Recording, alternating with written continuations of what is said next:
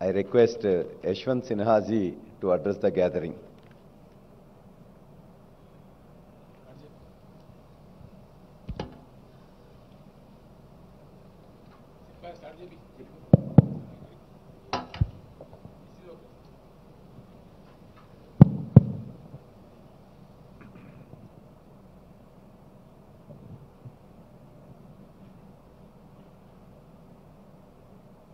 आदरणीय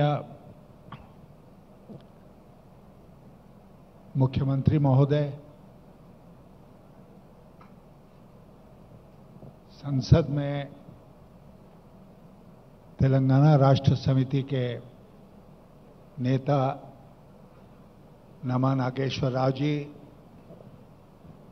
हमारे सहयोगी सुधींद्र कुलकर्णी जी, यहाँ उपस्थित सारे सांसद और विधायकगण और मित्रों, आज यहाँ आकर मैं अभिभूत हूं। आई एम ओवरवेल्म्ड, क्योंकि आज यहां पर जो सर्वोत्तम है हमारे देश की लोकशाही में, उसका दर्शन आज यहां पर हम लोगों को हुआ और हमने महसूस किया कि ये जो राष्ट्रपति का चुनाव 18 जुलाई को होने जा रहा है, वो आज यहां पर पीपुल्स मूवमेंट बन गया।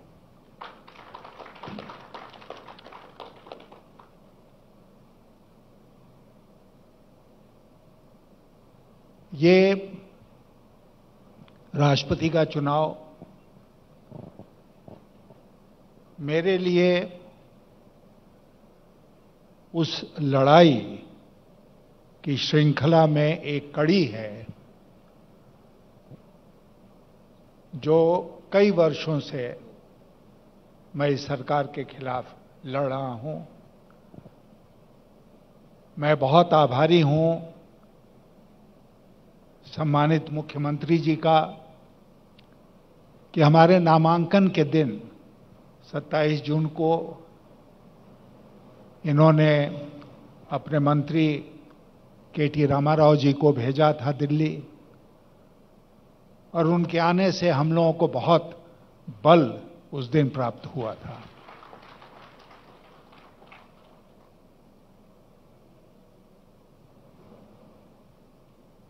राष्ट्रपति का ये चुनाव बहुत असाधारण परिस्थिति में हो रहा है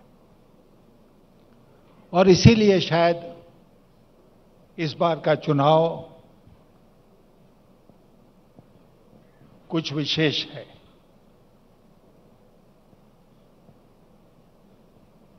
अभी आदरणीय मुख्यमंत्री जी ने बताया कि यह देश किस हालत से गुजर रहा है। आज मैं जब यहां आ रहा था तो आज के अखबार में एक बहुत ही विशिष्ट हमारे देश के विद्वान हैं, नोबेल प्राइज विनर हैं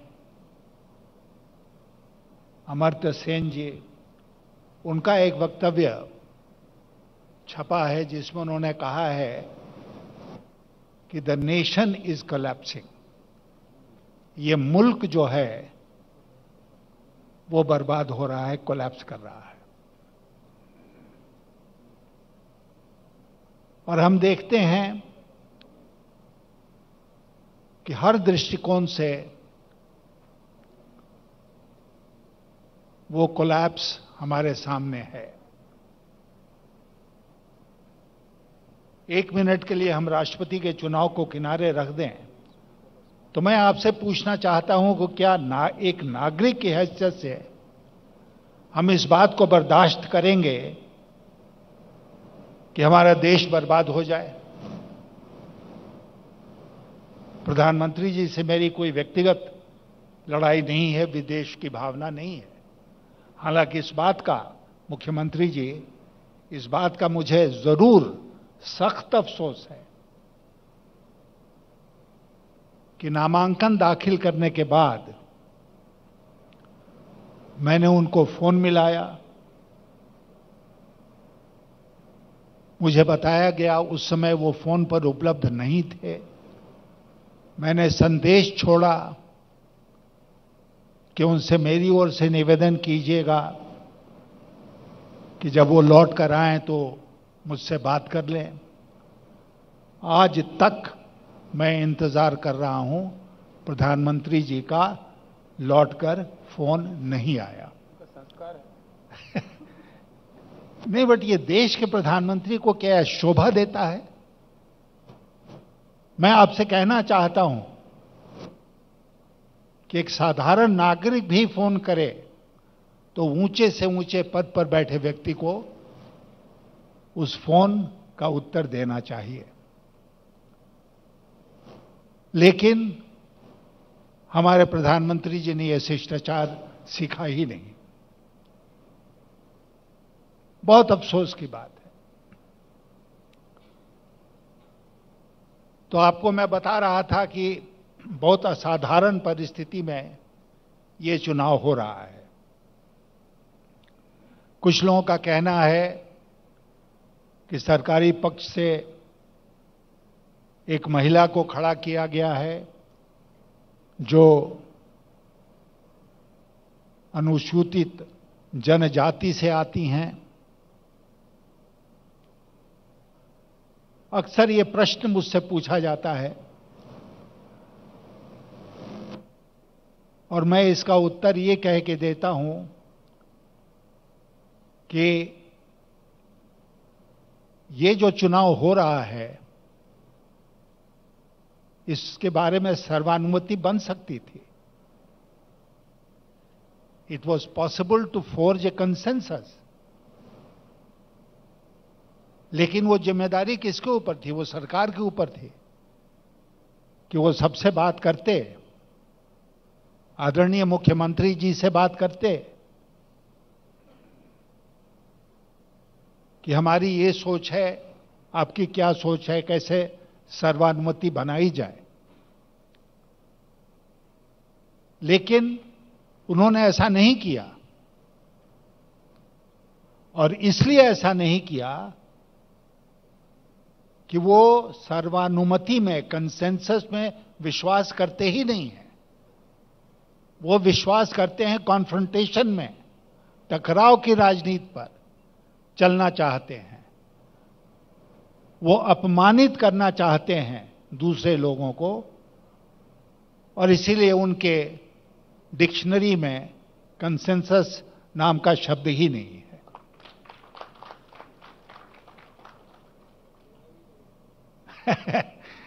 तो मैं आपसे पूछना चाहता हूं, एक बहुत ही प्रगतिशील और बड़े प्रदेश के आप प्रतिनिधि हैं, क्या हमारे देश में यही चलेगा? क्या एक तरफा सब कुछ होगा? क्या दूसरे की इस देश में दूसरे का की कोई इज्जत नहीं रहेगी?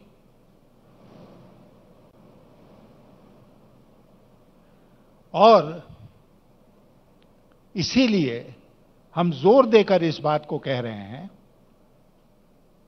कि ये दो व्यक्तियों की लड़ाई नहीं है आज राष्ट्रपति का चुनाव। ये दो व्यक्तियों के आइडेंटिटी की लड़ाई नहीं है। ये एक विचारधारा की लड़ाई है, एक आइडियोलॉजिकल बैटल है और उस लड़ाई को हम आपके सहयोग से लड़ रहे हैं। और जब हम लड़ाई में जाते हैं तो हम इस बात की चिंता नहीं करते हैं कि सामने जो हमारा प्रतिद्वंदी खड़ा है उसके पास कितनी बड़ी तलवार है, उसके पास कितनी बड़ी फौज है। अगर हम सचमुच अपने कॉज में बिलीव करते हैं तो हमारे पास जो भी औजार होगा, जो भी हथियार होगा, उस हथियार से हम उस दुश्मन का मुकाबला करेंगे। आज हमारे देश में यही परिस्थिति बन गई है। कल सुप्रीम कोर्ट का एक फैसला आया, बहुत सारा ऑब्जर्वेशन उसमें है। एक मीडिया हाउस है जिसका नाम है ऑल्ट न्यूज, और एक जुबैर साहब हैं जो उसको चलाते हैं। ये आरोप लगाकर कि वो देश में वैमनस्य फैला रहे हैं, उनको जेल में बंद कर दिया गया। लेकिन भारतीय जनता पार्टी की उस प्रवक्ता को, जिसने जहर फैला दिया इस देश में, उसके खिलाफ कोई कानूनी कार्रवाई अभी तक नहीं हुई है। क्या प्रधानमंत्री जी हैदराबाद में जब भाषण देंगे तो इस पर प्रकाश डालेंगे? प्रधानमंत्री जी जैसा मुख्यमंत्री जी ने कहा, गला फाड़ फाड़ कर भाषण देते हैं, हर विषय पर बोलते हैं, मन की बात करते हैं, लेकिन इस विषय पर बिल्कुल खामोश हैं। एक शब्द उन्होंने नहीं बोला।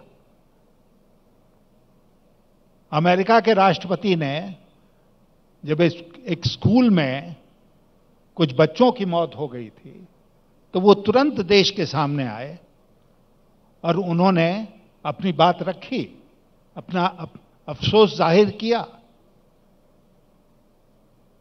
हमारे प्रधानमंत्री जी 8 वर्षों में उनको हिम्मत नहीं हुई कि वो एक प्रेस कॉन्फ्रेंस करें।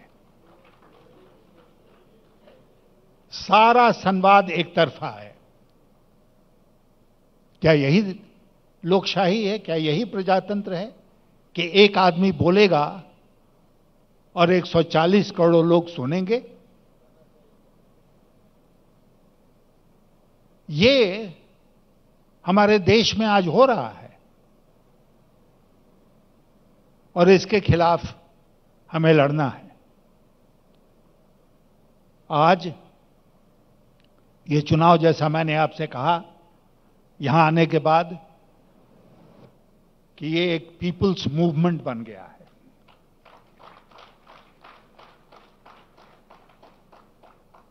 इसका नतीजा कुछ भी हो उसकी चिंता हमें नहीं है, लेकिन मैं इतना आज के दिन कहना चाहता हूं आप सबसे और सम्मानीय मुख्यमंत्री जी से कि ये लड़ाई जो है वो इस चुनाव के बाद भी चलेगी। हम लड़ते रहेंगे। और मैं ये साफ शब्दों में आज कहना चाहता हूं कि आपके आदरणीय, हमारे आदरणीय मुख्यमंत्री तेलंगाना के जो हैं, इनके साथ मिलकर हम लोग इस लड़ाई को लड़ेंगे पूरे देश में।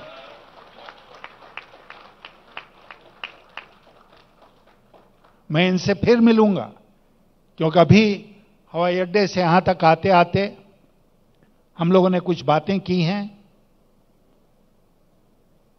कुछ और बातें आगे बढ़ानी हैं, तो हम इनसे फिर मिलेंगे, फिर बात करेंगे कि इस लड़ाई को आगे कैसे बढ़ाया जाए। इस देश को जरूरत है केसीआर जैसे नेताओं को।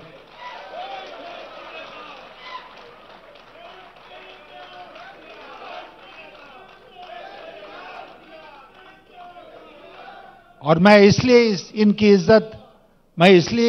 इज्जत नहीं करता हूं केवल कि इन्होंने इस प्रदेश में चुनाव में भारी बहुमत हासिल किया। मैं इसलिए इनकी इज्जत करता हूं कि ताकत मिलने के बाद इन्होंने इस प्रदेश को आगे बढ़ाने में, इसको अग्रणी प्रदेश बनाने में बहुत कम समय में बहुत कुछ करके दिखाया है। ये एक मिरेकल है। Telangana is a miracle today. It's a miracle state.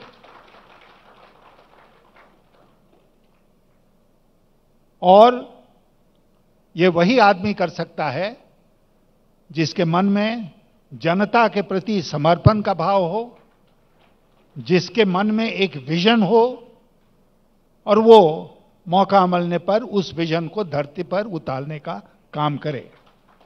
आपके मुख्यमंत्री केसीआर जी उसी प्रकार के व्यक्तित्व हैं।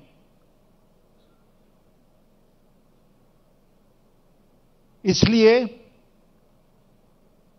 ये जो लड़ाई हम लड़ रहे हैं, लोकशाही की लड़ाई है। ये लड़ाई, जैसा अमर्त्य सेन ने कहा कि देश को बर्बाद होने से बचाने की लड़ाई है। ये लड़ाई आपके और आपके बच्चों के भविष्य की लड़ाई है। ये लड़ाई भारत के भविष्य की लड़ाई है।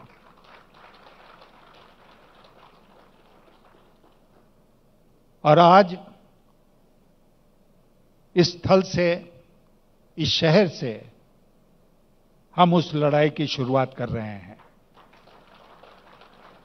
केवल चुनाव राष्ट्रपति का अपने आप में बहुत मायने नहीं रखता है।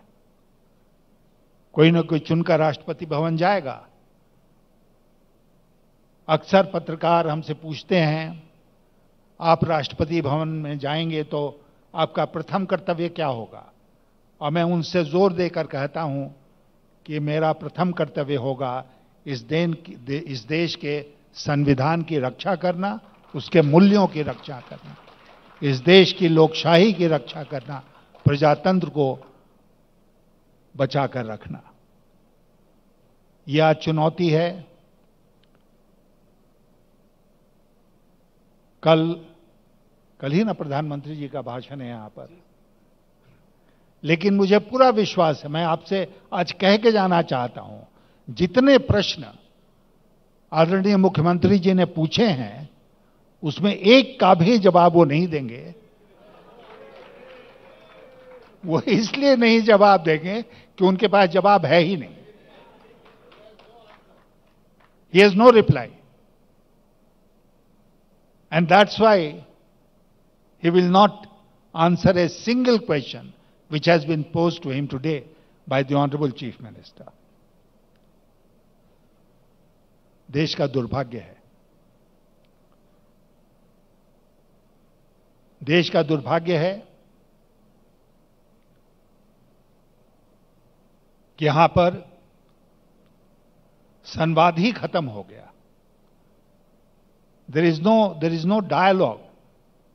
There is no conversation taking place. और जब डायलॉग नहीं होगा तो कंसेंसस कहां से बनेगी?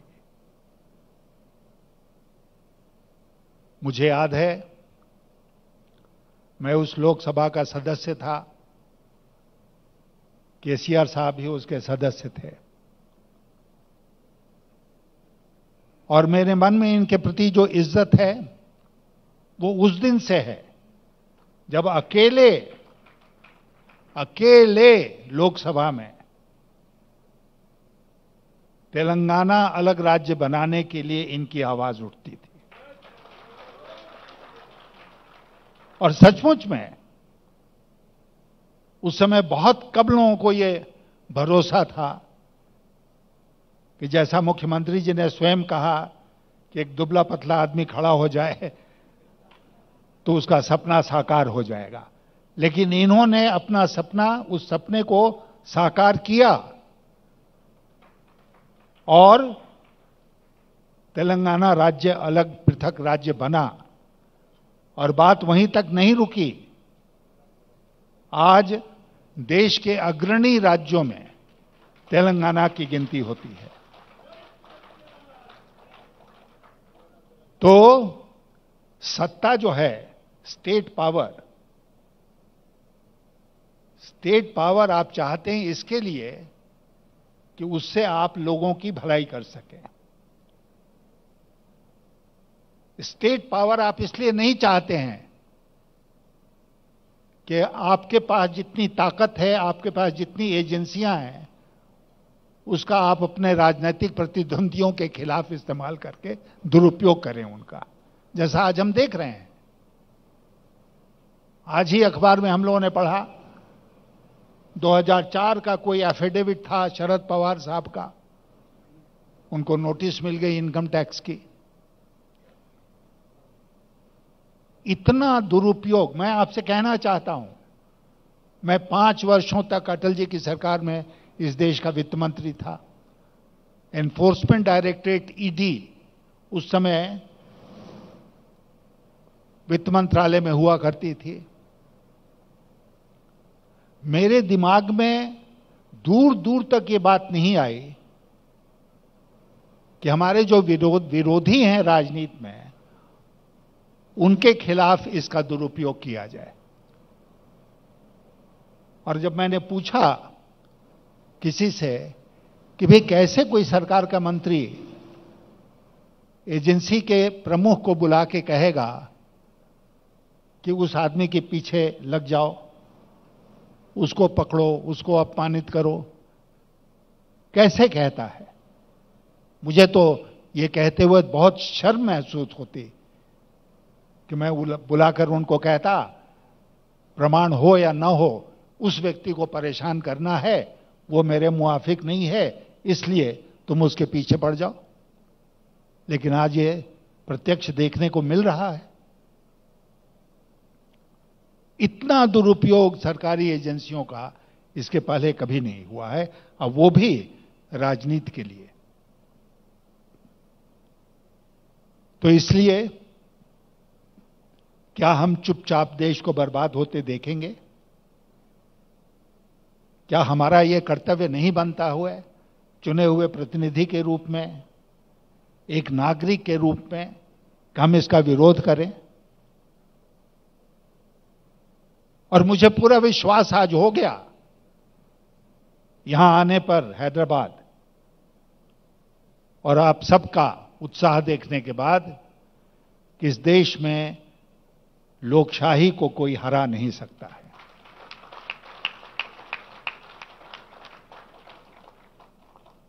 जब तक तेलंगाना है, जब तक टीआरएस है, तब तक हमारे देश में प्रजातंत्र सुरक्षित है।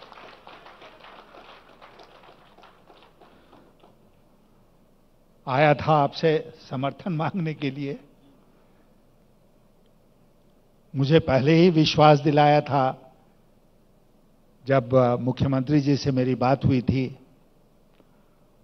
और जब केटीआर आ गए थे हमारे नामांकन में, तो पूरा विश्वास हो गया कि हमें यहां का समर्थन मिलेगा। लेकिन यहां आने के पहले, और मैं इस बात को स्वीकार करता हूं क्योंकि कई जगह घूम के आ रहा हूं, मुझे अपने मन में यह विश्वास नहीं था, विश्वास था कि वोट मिल जाएगा, लेकिन यह विश्वास नहीं था कि इतना स्वागत होगा, यह विश्वास नहीं था कि आज यहां से एक नए युद्ध की शुरुआत होगी, और वो राष्ट्रपति चुनाव में खत्म नहीं होगी, उसके आगे भी चलेगी, और हम सब मिलकर उस लड़ाई को लड़ेंगे। मुख्यमंत्री जी, आपका बहुत बहुत धन्यवाद, आप सब मित्रों का धन्यवाद, और आप सबको मेरी शुभकामनाएं। जय तेलंगाना।